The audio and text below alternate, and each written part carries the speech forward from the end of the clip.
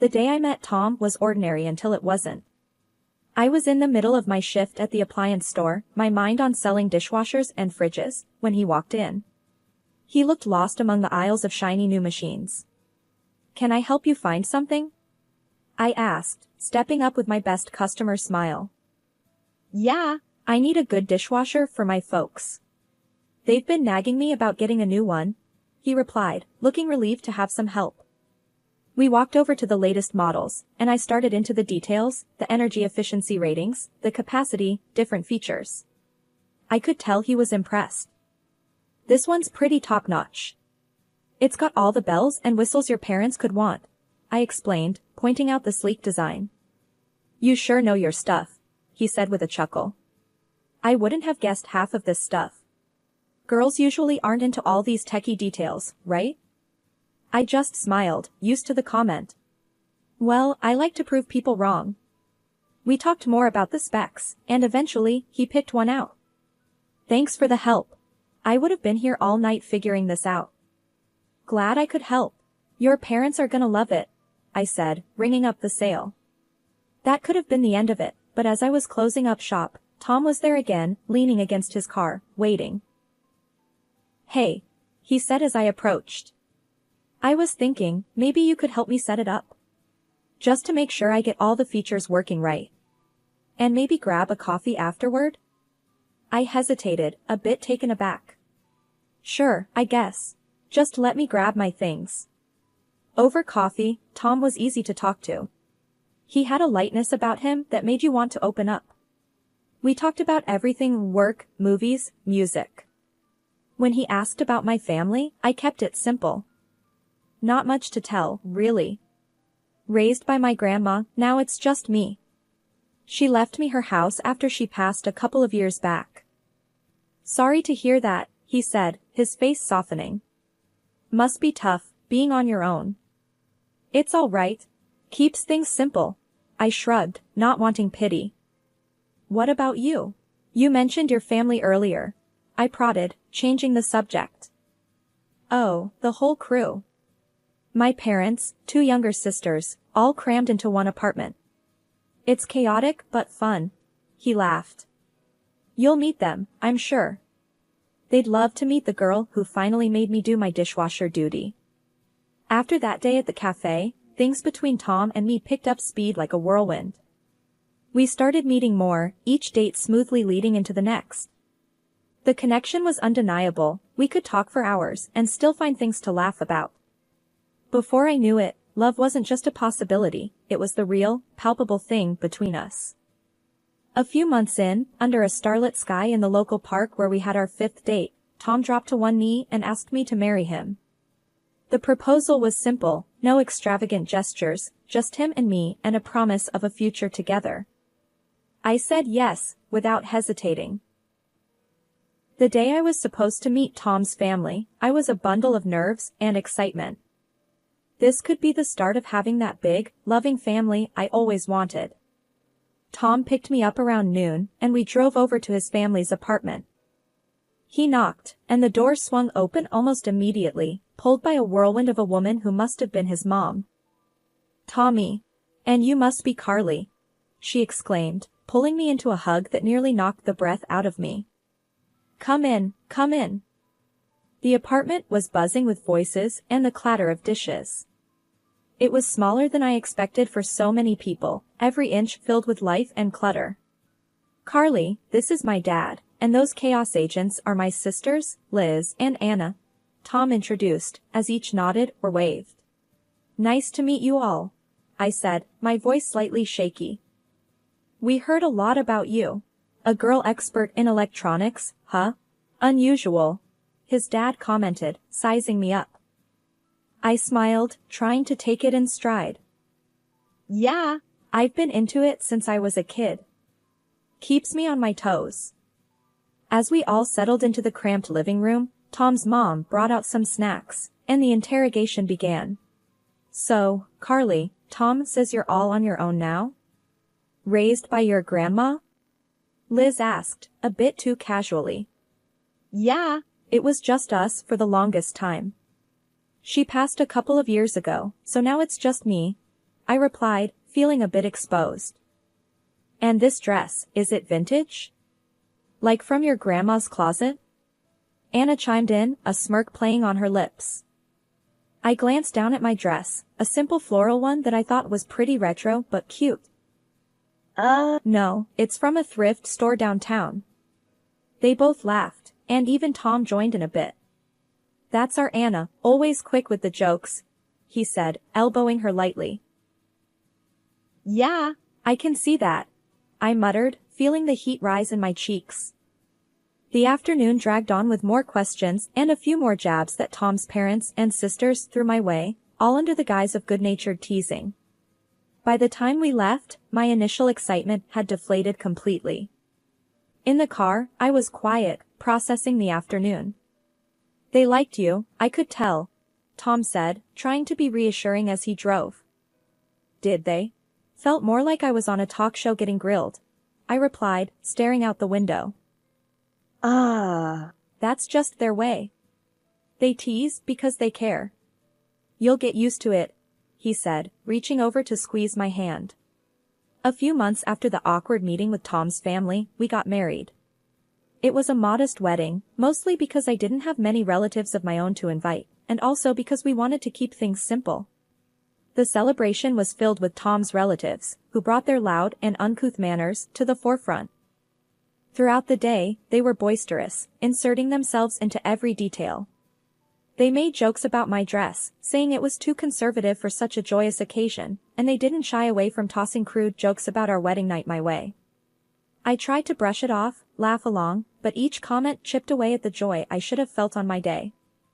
Tom noticed I was getting uncomfortable, squeezed my hand under the table, and whispered, "Just a few hours, we'll get through this together." His words were meant to comfort, but the promise of a together was starting to feel heavier than I expected. It hadn't been long since we moved into my house, a place I cherished for its peace after a long day of work. But that peace was quickly shattered one afternoon when I came home to find lights blazing through the windows. Confused, since Tom was supposed to be at work, I pulled out my phone and dialed him. "Hey, I'm outside the house, and the lights are on. Did you leave them on by accident?" I asked, key in hand, hesitating at the door. "No, I gave Liz my key. She wanted a quiet place to study." Tom's voice came through nonchalantly.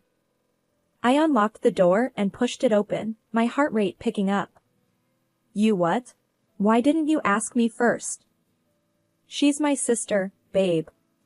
It's not a big deal. Gotta go, talk later," he said before hanging up. Stepping inside, I found Liz sprawled on the couch, my laptop open in front of her. The room was a mess, snack wrappers everywhere, cushions askew. I felt my pulse pounding in my temples. "Liz, what are you doing with my laptop?" I demanded, trying to keep my voice steady. She glanced up, unfazed, and shrugged. "Just borrowing it. Chill, we're family now, right? That doesn't mean you can just take my things without asking." "That's not how this works," I snapped, feeling the anger bubble up inside me. She rolled her eyes, closing the laptop with a snap. "Geez, don't get all wound up. I always borrow stuff from my sis. What's yours is ours now, isn't that what family is about?" I took a deep breath, trying to calm myself. "No, Liz. I need you to ask first. You can't just come in here and take over." She scoffed, standing up and stretching. "Whatever. Tom said it was cool, so maybe you two should sort that out." She brushed past me, her dismissal clear. I picked up my laptop, my hands shaking. That evening, when Tom came home, I was ready for a confrontation. "Tom, we need to talk about your sister using our house like it's her own personal hangout," I started, the moment he walked in. He dropped his keys on the table and frowned. "Carly, she's just a kid. She's not hurting anything. Why are you making a big deal out of this?" "She's not a kid, she's an adult, and she's disrespecting our space. Your family is overstepping, and you need to see that," I argued, feeling my frustration grow as he stood there, unmoved. Look, my family is just like that. They're open with each other. You're being too uptight about it, he countered, his voice raising slightly.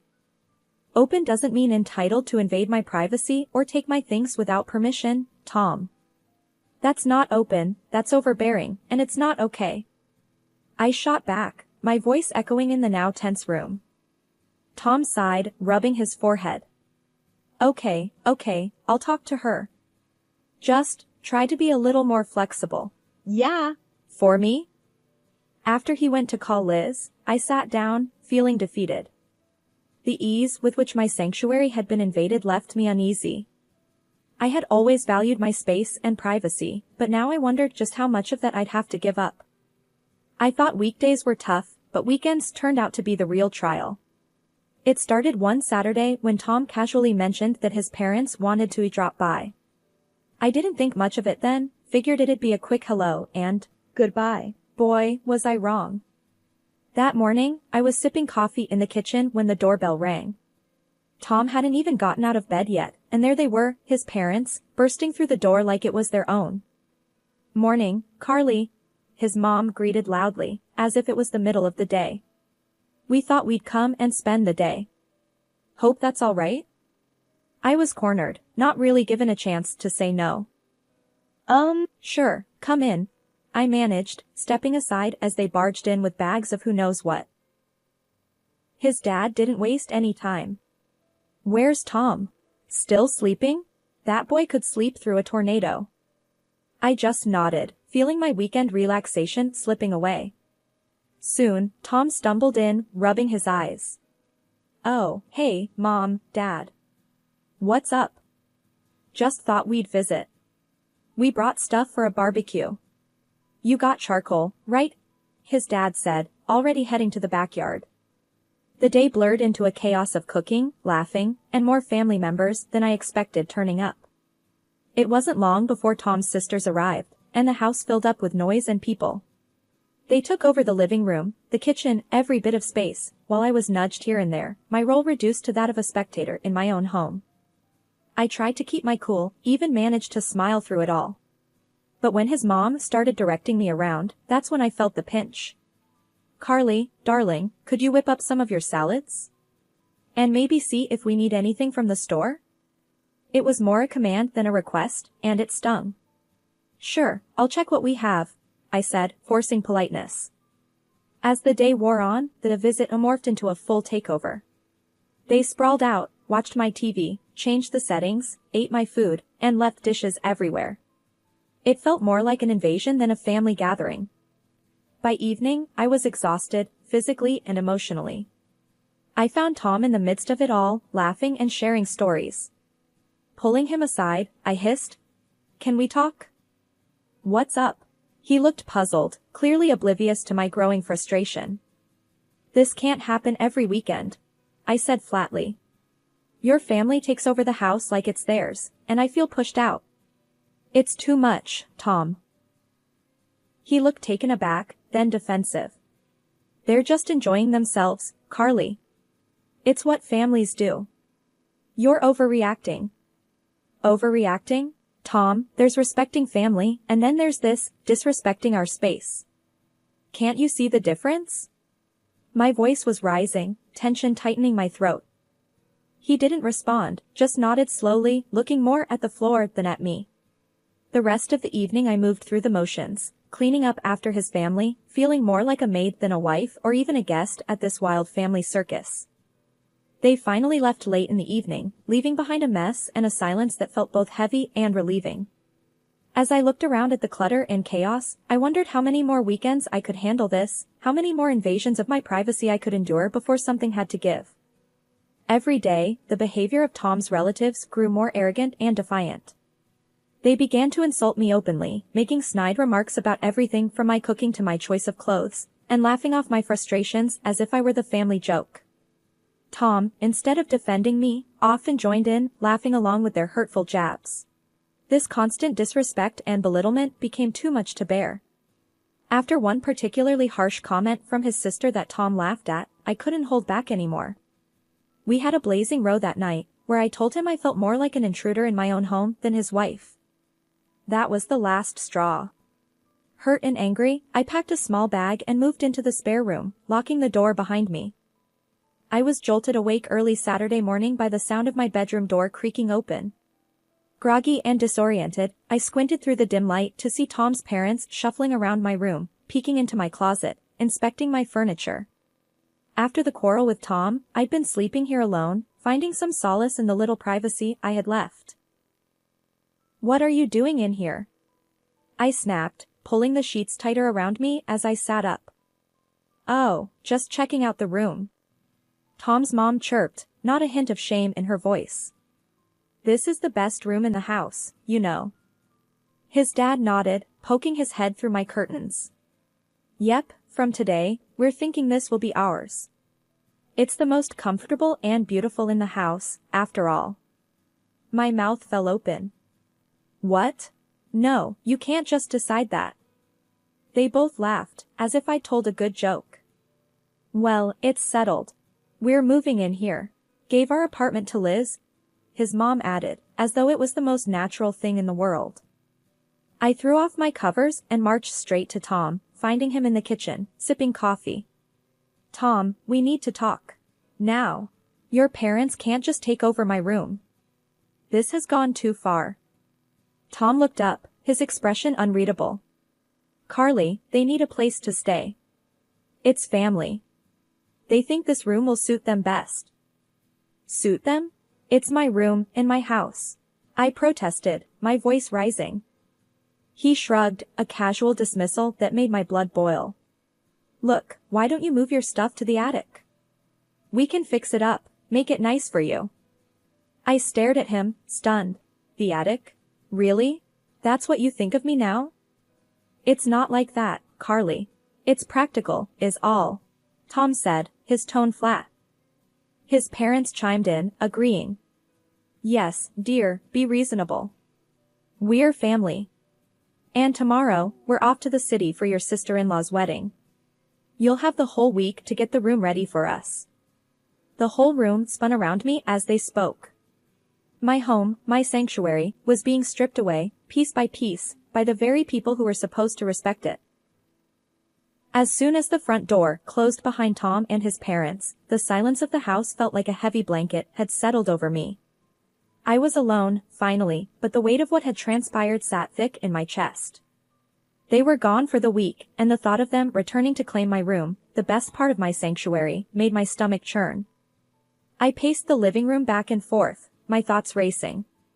This wasn't just about them taking over my space, it was about respect, and it was clear I wasn't getting any. Every corner of the house reminded me of the dismissals, the laughter at my expense, and Tom's complacency. "Enough is enough," I muttered to myself. The decision crystallized in my mind with a clarity that surprised even me. I wasn't going to be pushed around in my own home anymore. First things first, I needed to secure my house. I called a locksmith, explaining the urgency. "I need all the locks changed. Today, if possible." The locksmith was understanding and promised to be there within the hour. As I waited, I gathered Tom's and his parents' belongings. It felt surreal, packing up their things like I was erasing their presence from my life.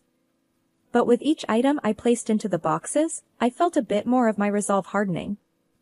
By the time the locksmith arrived, I had piled everything neatly by the door. I explained what I needed, and as he worked, changing lock after lock, I felt the first true wave of relief wash over me. "Are you sure about this, ma'am? They won't be able to get back in?" the locksmith asked, a final confirmation before he finished. "I'm sure. Thank you," I replied, my voice steady. With the house secured, I stood outside, looking at the pile of their belongings. It was done. I'd taken the first real step towards reclaiming my life.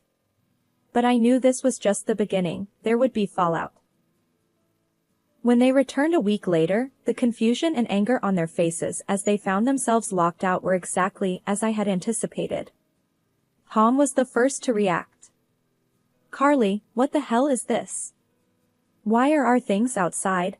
he shouted from the other side of the door, his knocks loud and persistent. "This is my house, Tom. I told you, I'm done being disrespected. I shouted back, not opening the door. You can't just lock us out. This is my home too, Carly. His voice cracked with a mix of anger and desperation. It was my home before it was yours, and I'm taking it back. I suggest you take your things and leave before I call the police, I replied, stepping back from the door as his banging grew more frantic. There was a moment of silence, and I wondered if he'd left, but then he spoke again, his voice lower, almost pleading. Carly, please. Let's talk about this. We can sort things out. No, Tom. It's too late for talking. I've made my decision. Please, just go. The finality in my voice seemed to reach him, and the sounds from outside started to fade. They were taking their things. It was over. After a few days, my phone was bombarded with messages and calls from Tom. He was begging, saying anything to get me to let him back into the house. But it all just seemed like he was looking for convenience, not really about making amends. He missed the comfort, the space, not the respect and love that should have been the foundation of our marriage. One afternoon, while I was tidying up the remnants of what used to be our shared life, there was a loud knock at the door. I opened it to find Liz, Tom's younger sister, her face twisted in anger. You've ruined everything, she yelled the moment I cracked the door open. Because of you, we're all crammed back into that tiny apartment. I can't even have my boyfriend or friends over anymore. I stood there, door half open, feeling a mix of anger and pity. Liz, this isn't my problem. You need to leave. She tried to say more, her words sharp and accusing, but I wasn't having any of it. I pointed firmly towards the street. Go. Now. This is my home, and you have no right to come here and blame me for your issues. Liz huffed, mumbled something under her breath, and stormed off. I shut the door with a resounding thud, leaning against it as I let out a long sigh. It seemed like the chaos would never end. The real test came a few days later. I was walking home from the grocery store when I heard familiar voices calling out my name. It was Tom's parents, waiting for me at the end of the street. As soon as I was in earshot, they started hurling insults. You selfish, stupid girl. Look what you've done to our family. His mom shouted, her finger wagging in my face. You think you're better than us, keeping that house to yourself. His dad chimed in, his voice booming down the street. I stood there, groceries in hand. I did what I had to do for my own peace. You should leave now, I said calmly, though my heart was racing. That's right, you greedy. But before they could continue, my neighbor, Mr. Jacobs, who'd been trimming his hedge, stepped towards us. Hey, that's enough. I won't have this shouting in our street. Leave her alone, or I'm calling the police. Tom's parents glanced at Mr. Jacobs, then back at me, and without another word, they turned and hurried away. I muttered a thanks to Mr. Jacobs, who gave me a supportive nod before returning to his hedge. After the divorce was finalized, I put Tom and his family firmly in the past. I heard through friends that they were back in their cramped apartment, squabbling constantly among themselves. Life after Tom was quieter, simpler. I reclaimed my house and my life, painting walls, changing furniture, making everything mine again. One sunny Saturday, I decided to throw myself into gardening, a hobby I'd neglected for too long. As I was pulling weeds and planting flowers, my neighbor, Mr. Jacobs, leaned over the fence. Looks like you're making quite the change out here, he called out, a friendly twinkle in his eye. Yeah, I figured it was time to spruce things up a bit. Make it feel like new, I replied, wiping sweat from my brow. Need a hand? I've got some tools that might help, he offered. Actually, that would be great.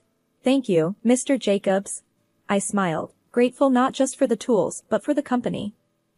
As we worked side by side, Mr. Jacobs shared stories of his own life changes and challenges, making me feel less alone in my journey. You know, Carly, starting over isn't a sign of giving up, it's a sign of being strong enough to move forward, he said, patting down some soil around a new plant. I nodded, feeling the truth of his words settle in. I'm starting to see that. It's tough, but I guess it's worth it. After Mr. Jacobs left, I sat on my porch, sipping tea, and really looked at my garden, my home. It was transforming, and so was I. The sense of peace was new, hard-won, and deeply cherished. That night, I made dinner for myself, a simple meal enjoyed at my kitchen table by the window. The house was quiet, but it was a good quiet, filled with potential and new dreams. I was on my own, yes, but I was truly myself again, stronger and surer than before. Life had thrown me curves, but here I was, ready to face whatever came next with a brave heart and a clear mind.